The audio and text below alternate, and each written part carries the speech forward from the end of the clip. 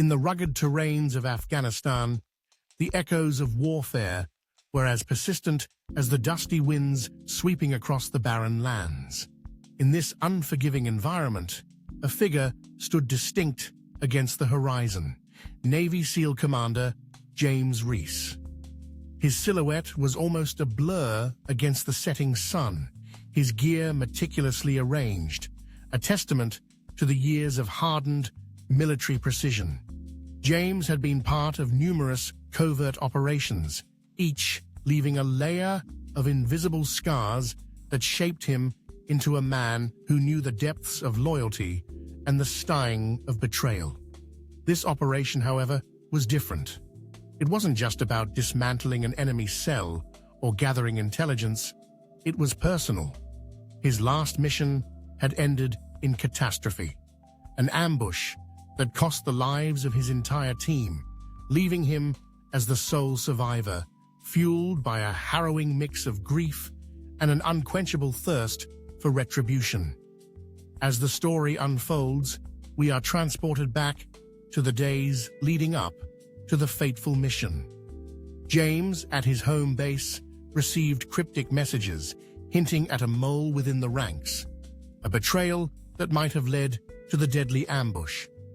With each passing day, the weight of suspicion and uncertainty grew heavier, weaving a dense web of intrigue around James. Compelled by the need for answers, James began his own clandestine investigation, piecing together bits of intercepted communications, subtle shifts in behavior among his peers, and unexplained discrepancies in mission logs. Each clue was a step closer to the traitor, but pushed him further into the labyrinth of moral dilemmas and the harsh realities of war. In parallel, we meet Liz Riley, a dedicated CIA analyst stationed in a remote outpost, her days consumed by decrypting enemy transmissions and her nights haunted by the losses they couldn't prevent. Her path crossed with James's under the shadow of the same suspicions, her insights crucial to untangling the web of deceit entwined within their ranks. As the narrative races against the backdrop of war-torn landscapes and shadowed meetings, the impending sense of doom grows. James and Liz find themselves in a covert alliance, driven by the urgency to uncover the truth before another mission could go awry.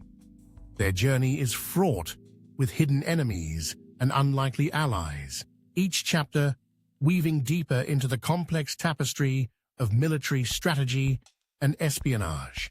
As Part 1 draws to a close, James and Liz are on the brink of a breakthrough, their latest lead pointing towards a high-stakes meeting that could either confirm their suspicions or trap them in a deadly confrontation. The air is tense, thick with the anticipation of conflict as they prepare to step into the unknown. With the stage set for a confrontation that could alter the course of their lives, the first part of our story ends here, leaving readers on the edge of their seats, eager for the revelations that await in the shadows of war and betrayal.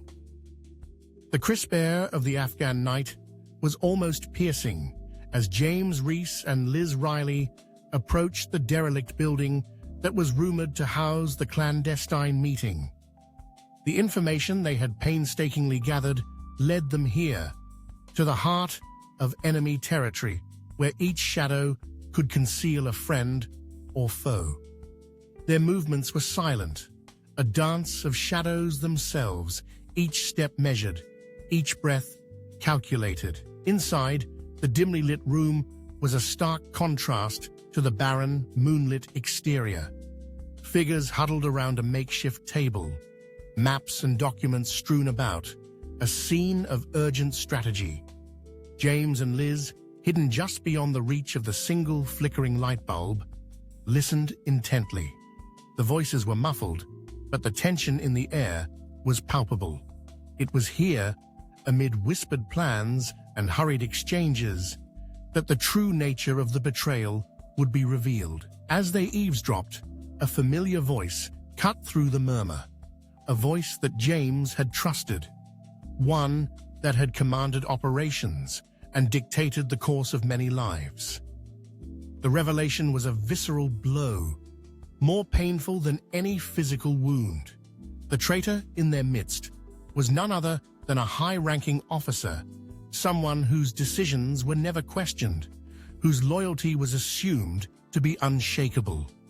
The discussion within the room shifted to an upcoming operation, one that promised great casualties if executed as planned. It was clear that this betrayal was not just a matter of personal vendetta.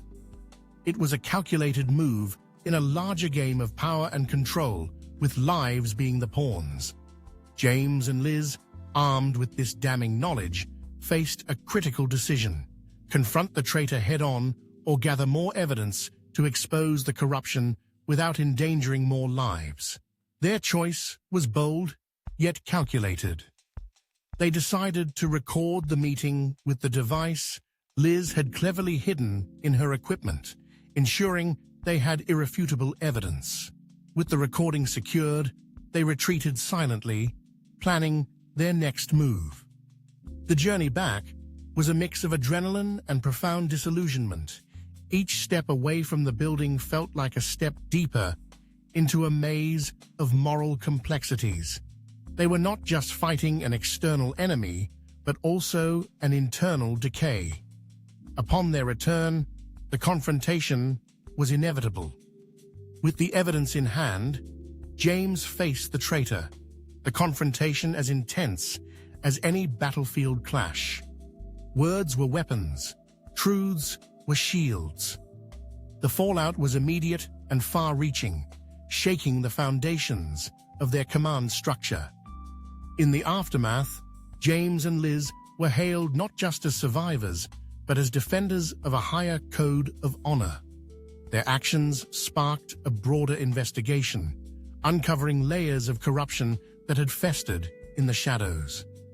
The story of their courage, their refusal to turn a blind eye, resonated far beyond the military corridors, reminding all of the cost of true belief and the value of vigilance.